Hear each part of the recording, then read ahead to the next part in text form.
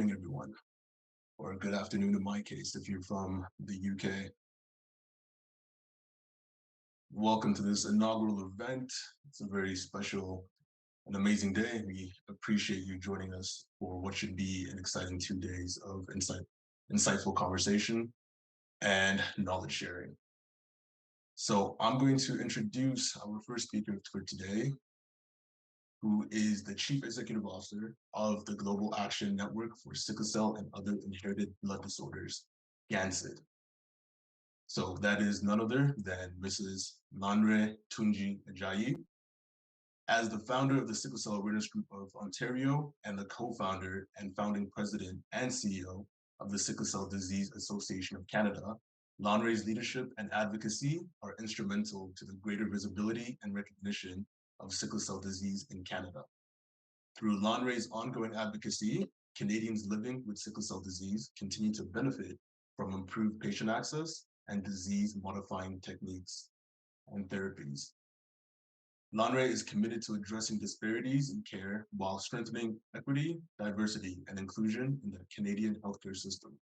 To support these efforts, Lanre was instrumental in the establishment of both the Ontario Hemoglobinopathy Patient Association and the Radicalized Health Initiative Working Group. Her efforts to build bridges across organizations dedicated to sickle cell disease are increasingly worldwide in scope, but most notably through her capacity as a co-founder and the founding president and CEO of GANSID.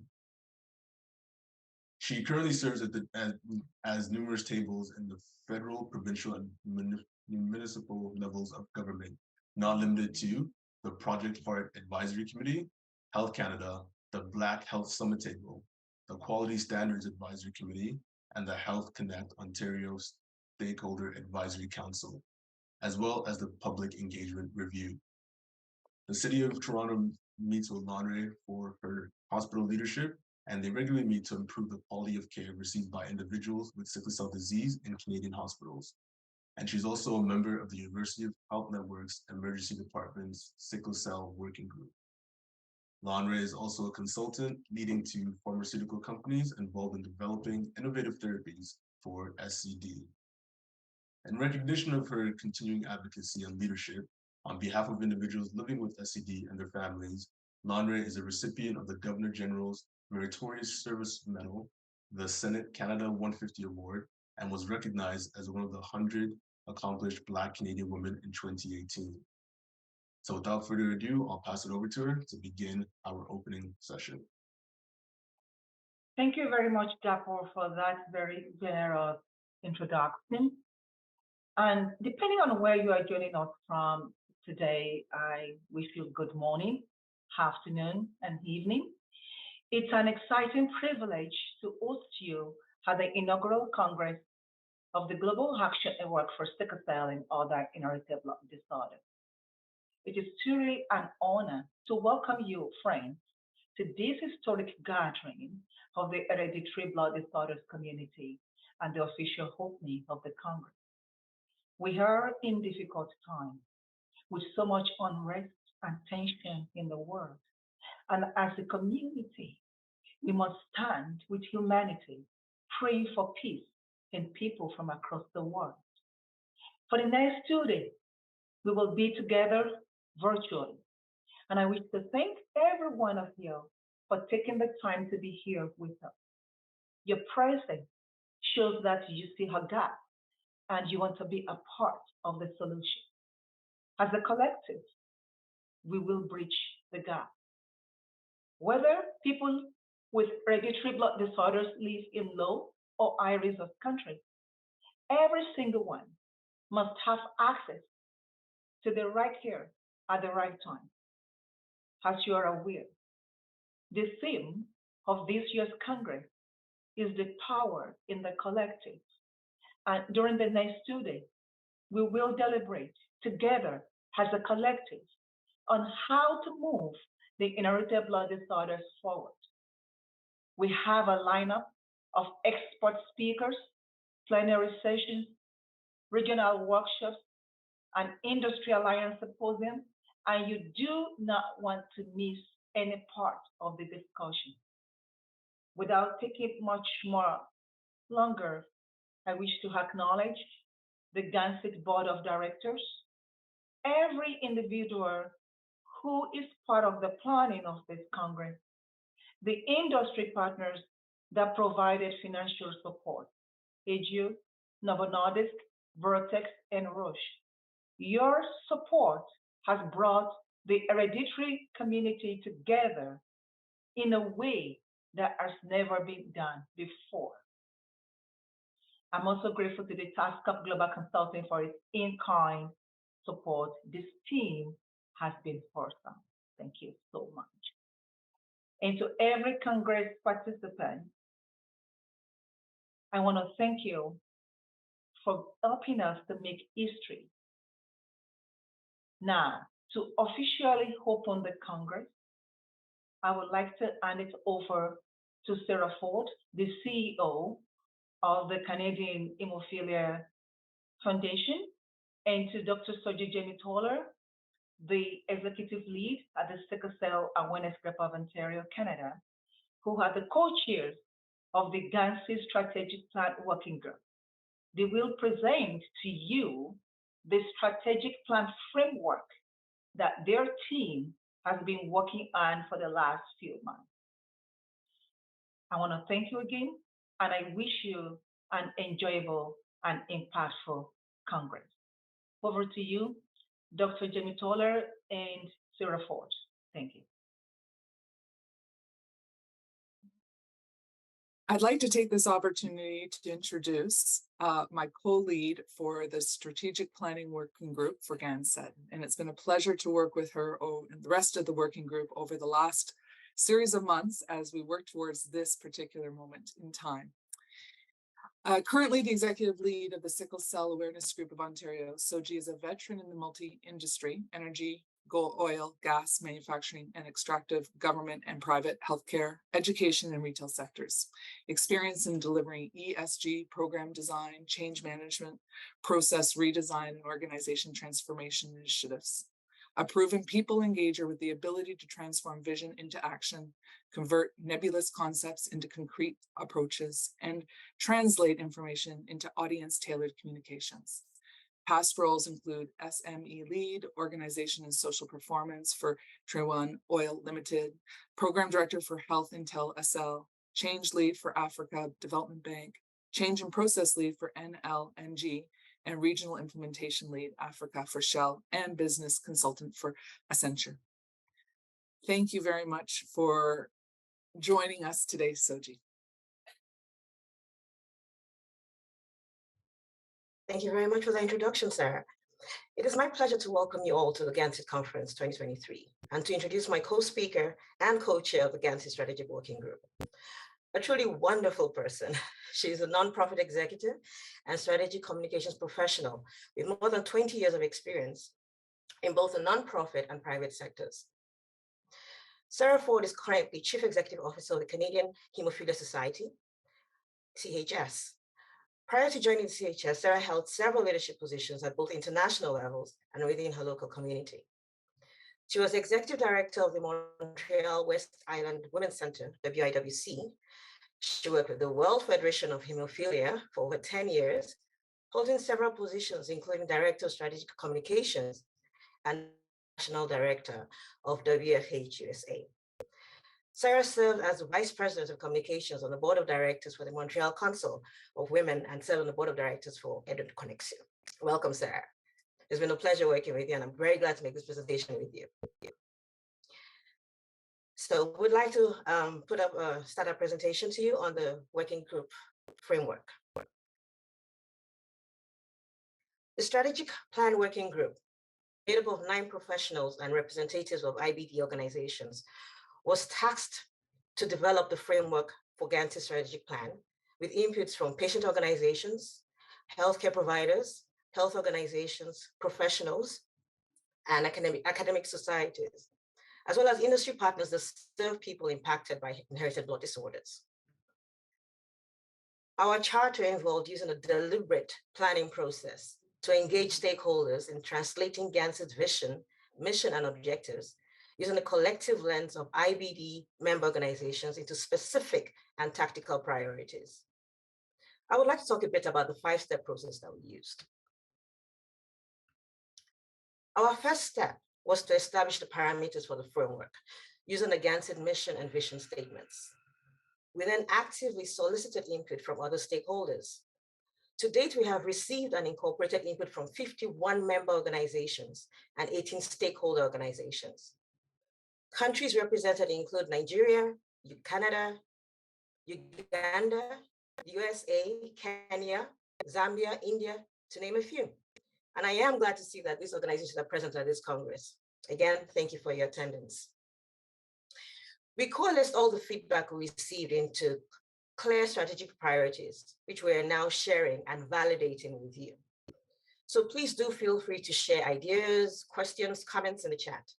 We will address your questions as well as recognize your comments and suggestions in finalizing the strategic plan.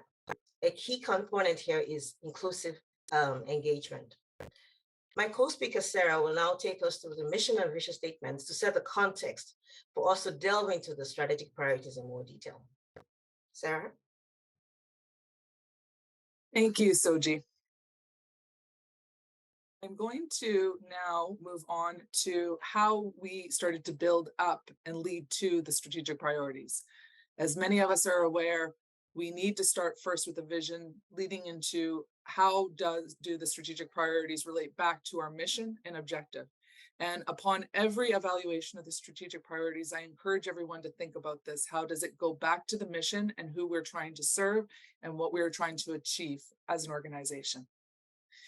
The vision is a strong and united sickle cell and other inherited blood disorders patient and healthcare provider communities equipped to effectively advance disease state and cross-disease priorities that improve outcomes for affected families. And that includes the keywords of both collaboration and also communication with the different disorders that are within our community. When we talk about our mission, we are going through the collaboration, we are advancing cross-disease initiatives and working towards improving the outcomes for people living with sickle cell and other inherited blood disorders. I won't go line by line with this, but I encourage you to also refer back to the GANSID website, which includes all these objectives. And when we were setting forth in terms of our priorities, we wanted to make sure that we related most of our priorities back to these core objectives.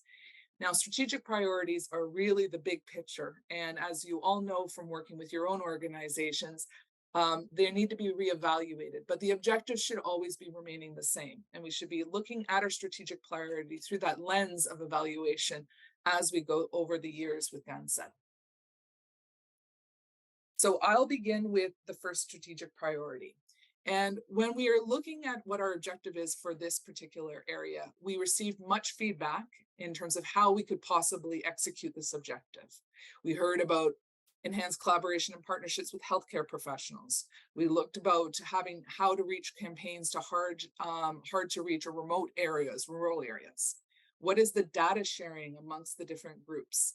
And what type of education awareness programs we could achieve this through. So the strategic priority for this is to advance disease state and cross-disease initiatives in country where collaboration is feasible.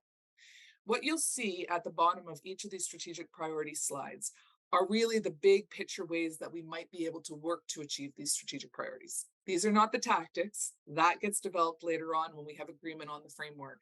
But really, when we're talking about specific and cross-disease initiatives, we're looking at creation of those collaboration opportunities, the promotion of collaborative, and looking at the unmet needs. Soji? The second strategic objective focuses on empowering member organizations to not only leverage innovation, but also to shape and direct such innovations to meet their needs. While there's a great need for capacity building and resourcing, especially in countries like Africa, the Middle East, or South America, connectedness and resource sharing are quite limited across IBD patient advocacy communities. So how does the priority equip inherited blood disorder patient organizations to shape and advance efforts that ensure the promise of new innovations can be fully realized for all? How does that priority statement address this challenge? By aligning our programs and tactically implementing these programs to maximize their efficiency and impact across the board. On the slide, we have included some of the comments that were received. For instance, coordination and effective ongoing communication, training of trainers for disseminating knowledge on inherited blood disorders. These are all strong and valid points. The key point arising is establishing and monitoring programs to address identified gaps. Again, I'll prompt you, please, if you have any comments, please share them in the chat box as we go along. We'll address it at the end of the presentation. And now moving on to the next objective. Sarah? Thank you.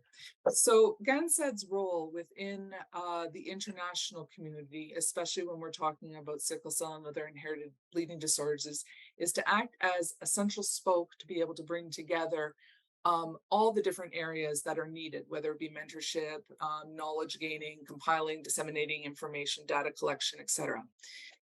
Feedback that we had received from the international community is everything that we should be doing should be empowering the patient and the caregivers. We need to focus on the data compilation, the data collection, the data sharing, and the generation of evidence and sharing that evidence. Because as we know, in these days, every area of support needs to be able to tie back to actionable items. But we also have a role to play in curriculum development and mentoring. So the strategic priority would be to identify trainings and workshops that increase knowledge where there are gap and unmet needs. This is a very key item because we're not looking to duplicate. We're looking together to bring together all the knowledge experts in areas where there is no opportunity for training and workshops and to increase the collaboration. We talk about core competency and specialized trainings. There are various ways that we as an organization can do this, bringing together many groups who have a general goal, general objectives that match, but also identifying different areas, different countries, different organizations that might require specialized training. We need to always convert back feedback and surveying to, again, what we're actually doing. Are we actually hitting what we need to be doing for unmet needs? And of course, data collection activities. That should be woven through most of the trainings and workshops that we are doing so that we can also evaluate where progress is being made. Soji? I won't read through the objective here, but the key thing to note is the priority arising from this objective is to develop regional patient networks, which will help build capacity in countries with unmet needs. That's a lofty goal, I think, but how do we progress on this particular priority? We will work together on shared concerns to increase capacity, coordination, and collaboration through a regional network model. Each region will build its capacity to address its unique challenges while leveraging the strength of other regions as well.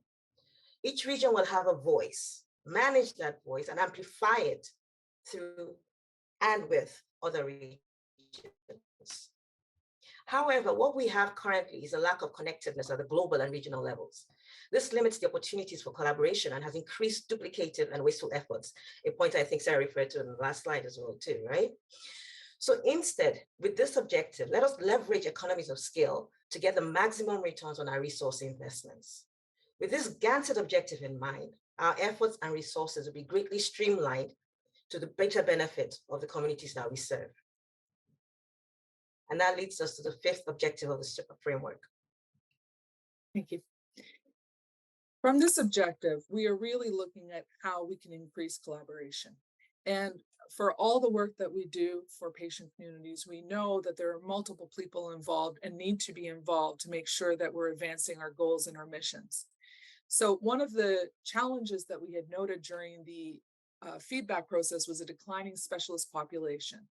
Was how do we actually improve the patient outcomes and increase the expertise of healthcare professionals and to build the comprehensive care system that meets the needs of the patient communities, regardless of which inherited blood disorder area is being covered. So what we are recommending through the strategic priority is the collaborative advocacy initiatives between both patients and healthcare professionals. We need to look at how can the care and treatment infrastructure grow and strengthen. Where we look at the idea of supporting governance development needs. Each organization has different needs with regards to starting, strengthening, building capacity. And if GANSID can help with the idea behind a governance structure, that allows for more stability of patient organizations as they go forward with their advocacy initiatives. the inclusion of healthcare professionals in the committee structure. We want to make sure that the comprehensive care model is aware, or there's awareness around the comprehensive care model of the benefits, and we can only do that through collaboration with the healthcare professionals and the sharing of global and regional best practices. If something is successful in one area of the world, it could most likely be successful in an area. It doesn't need to be sickle cell to sickle cell or hemophilia to hemophilia. The importance here is the cross-disease state sharing of these best practices. Soji? This sixth objective not only brings together elements of the previously discussed items, it also underscores the importance and power of information. Data from global IBD patient organizations and communities will provide insights to deepen our understanding of the needs of our IBD patient, caregiver, and healthcare professional communities. It will help us inform creation and execution of appropriate capacity building initiatives, and ultimately shape and advance global and regional advocacy initiatives. I hope this point has been kind of made clear through the whole presentation on all the objectives, right? Transforming that body of knowledge into global and regional best practices will significantly leapfrog our progress towards advancing our shared goals and concerns. Ultimately, we'll be able to amplify the effect of our unified and coordinated advocacy efforts. Again, I won't read through the elements on the slide, but this shares some of the feedback that we received when we shared these objectives with the communities that were mentioned earlier. I'd like to go on to recap on all 6 objectives. The 6 objectives are compiled together on this slide. They would like you to indicate which are your top 3 priorities in the chat box as we do this recap. Also, any comments, questions, feedback you have, please share in the chat box and we'll address them in a minute or two. I think we're good for time, Sarah, right? So we'll look at that in a few minutes. The related strategic priorities from all 6 of these objectives reflect key themes from all the input received from our respondents. These themes include collaboration, funding, addressing underserved populations, advocacy, capacity building, and most importantly, I think, partnership. We welcome additional comments, suggestions, criticism as well too, please, and questions as we finalize this strategy. Again, I'd ask you, share your feedback directly in the chat window or through the feedback link also posted in the chat window. We will now take a few minutes to answer some questions that might have come up earlier. And while we're doing that, we're also going to post a poll that also asking for your feedback as regards this particular presentation. The poll should come up in a few seconds. And in the meantime, we'll also take questions. One question that came up, and we encourage you to use the QA function on Zoom to ask your questions, but we had received one question saying, do you have a method for harmonizing data collection? I can use an example from my perspective, and then I invite Soji or Lanre to also give their feedback. When we're talking about data collection, there should be a consensus also on what we're collecting the data for. And I've participated in various core outcome set discussions, at least within the area of hemophilia. And one of the things that really is important is that we are all working on the same page. If we're using advocacy tools, we need to make sure that we are collecting the same type of data so that we can compare different situations in different countries. There are certain things that certain organizations do in terms of data registries, and there's a lot of best practices out there for data collection data registries. And it's also important to know within your own country if these data registries already do exist at a health ministry level or at a healthcare professional level. So I would say at the end of the day, it has to be a needs awareness, but also has to be an environmental scan of what's been happening. From a GANSID perspective, there should be some harmonization about one of the areas that we're looking to evaluate and collect the data for our programming. Soji, do you have any feedback? Yeah, thank you very much for that, Sarah. Another question that we had here, it says, you mentioned that you used input from GANSID's member organizations in developing its strategic priorities. Is GANSID's operations limited to only its members? And what are its membership criteria? GANSID's operations are geared towards empowering and amplifying the impact of all patient organizations in the inherited benign blood disorders space. Again, a key concept is collaboration and partnership. Membership simply ensures that the respective patient organization is engaged, heard, and well represented.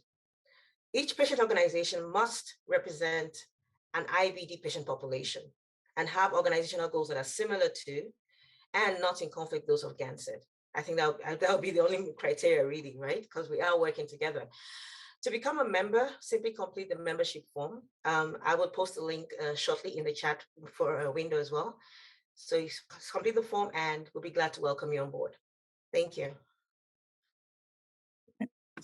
Another question that we had through the chat feature is, how do we ensure that our focused disease areas don't overburden an already constrained health system, but instead are as integrated as best as possible? From a very top level point of view, that is one of the big important features of GANSID, is that we're speaking with a unified voice. When we start individually advocating for each area, we're missing opportunities to have a larger collective voice. Coming from someone who works within a rare condition, we know that there is power in numbers in terms of our advocacy initiatives.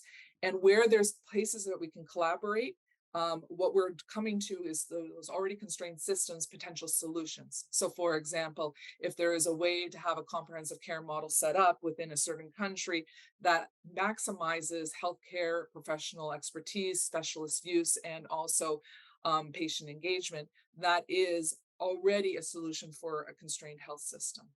Lanre, Soji, do you have any feedback to that question? Lanre, maybe I might ask you to speak to GANSID's objective in terms of addressing these constrained health systems that are out there right now.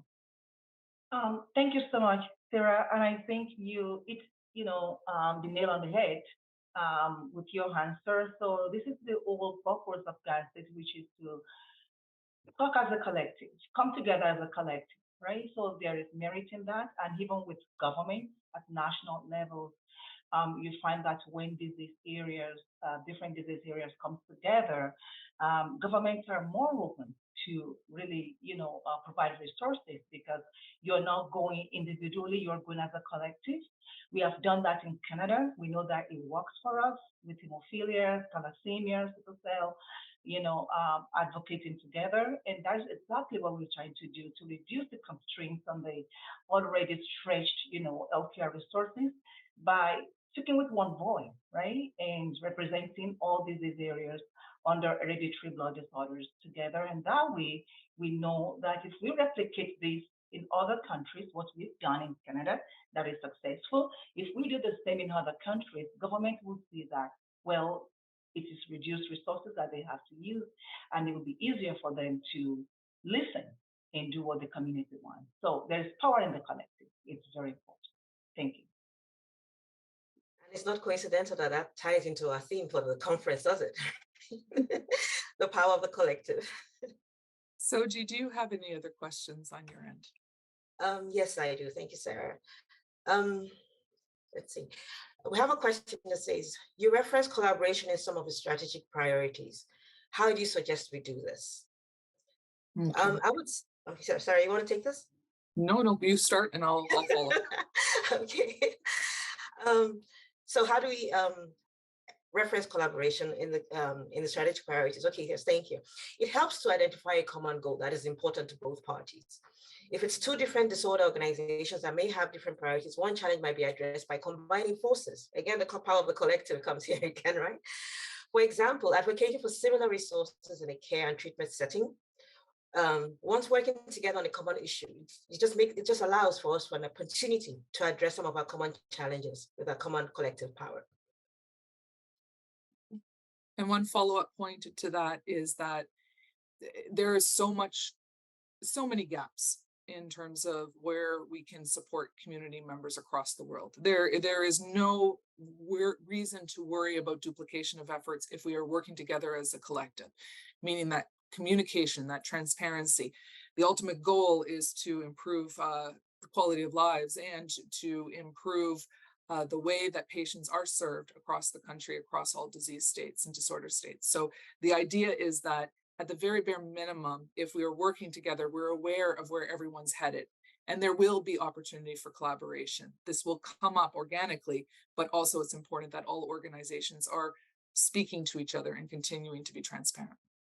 And if I may just chime in, I also want to add that collaboration will happen for disease specific and also for cross disease initiatives. So let's say, sickle cell disease, for instance, we have so many organizations working in the sickle cell disease space, but most of the time, A doesn't know what B is doing. If we all come together, we have this specific goal that we want to push, and we can do that as a collaborative, and GANSID can support the work in that area. And then there is also the opportunity for cross-disease collaboration where sickle cell is working with hemophilia, with thalassemia, aplastic anemia, Fanconi, and all of these anemias, again, in different countries, it might look differently. For instance, let's take Nigeria, for example. There is no thalassemia patients organization in the whole of the country of 220 million people. It's very disheartening that babies will be born with thalassemia or other, hereditary, blood disorders, and they might not even be identified, and they might die, right? If we can have a thalassemia organization in Canada working with Hemophilia Foundation of Nigeria, working with the sickle cell organization, they can go together to the government and they can advocate for resources for these babies, starting with, for instance, newborn screening. How do we ensure there is universal newborn screening for hemophilia, for sickle cell, for thalassemia? This a major hereditary blood disorder needs to be screened all over the world. And you cannot, sometimes you can't do it alone. You need to go as a collective. When you go as a collective to the government is saying, well, if we prick the heel of a baby, take the blood from that baby, why do we have to screen sickle cell alone? We can checkmark sickle cell, hemophilia, thalassemia, and so on and so forth. So there is power in working together, in collaborating to really move the hand of the government. And that we must employ not only for cross-disease collaboration, but also in some instances, depending on the situation, for disease-specific work. Thank you. Thank you, Lanre. We also have another question that came up. How have you ensured that the voices of global IBD organizations have been captured? And how will you avoid losing those voices when it comes to implementing GANSID strategy? I would like to point out that at this forum, you do have the opportunity to share your feedback as well to ensure that your voice is captured. We've shared 2 links by which you can provide feedback in the chat. So please take advantage of this opportunity as we finalize the strategy. But to directly answer the question, we took a multi-layered approach to ensure that collaboration was the guiding principle, starting from the composition of the GANSID board and that of the working group. We then actively sought feedback from the IBD community via a stakeholder questionnaire that collected feedback on the proposed strategic objectives and the ranking of those opportunities from the perspective of each respondent. All these have now been analyzed and are now presented at this session for your feedback, please. So please use the feedback channels that we posted in the chat so that we can also capture your voice going forward. With the feedback from this session, we'll be in a position to finalize this inclusive strategy, which will drive all GANSID operational plans. And in that way, we'll ensure that we do not lose the voices that we have captured at this stage. And finally, GANSID will ensure collaborative implementation of this operational plans going forward. Thank you very much. Okay. At this point in time, we'd like to ask if there are any final questions that can be put into the chat. If not, at this point, the voice can still be captured, as we had said, through the strategic plan feedback form. Please do not hesitate to do so. Our goal throughout this conference is the working group members will be attending and participating in the different regional workshops, getting clarification and asking questions. So please also during your regional workshops, let us know if there's an area that we think we need to fine tune or evaluate going in a more a different direction or a similar direction if there's any feedback. At that point, I would like to say, please, if you can, fill out the closing poll about how this session goes. And I would like to thank the Strategic Plan Working Group and my co-speaker and co-chair of this working group, Soji. It has been an absolute pleasure working with you over the last couple of months, and same with the Strategic Plan Working Group members. We very much appreciated everyone's contribution to both the feedback and also the development of the strategic plan. Lanre, we'll turn this back over to you now. Oh, hold on a second. I think you're still muted. Again, I'd like to thank you, Sarah and Soji, for clearly presenting our strategic framework and allowing the participants to have a clear understanding of what GANSID aims to do. And as you've clearly said, it's not finalized yet. So people who have now provided input into the strategic, plan survey can do that. So we have shared the link. Feel free to do that, and also please complete the poll. And I believe the next session we have is happening at 8:50 a.m. And that is I believe that is the Power in the Collective, the vision for GANSID. During this session, you will hear from Mr. Cesar Garrido, who is the president of the World Federation of Hemophilia.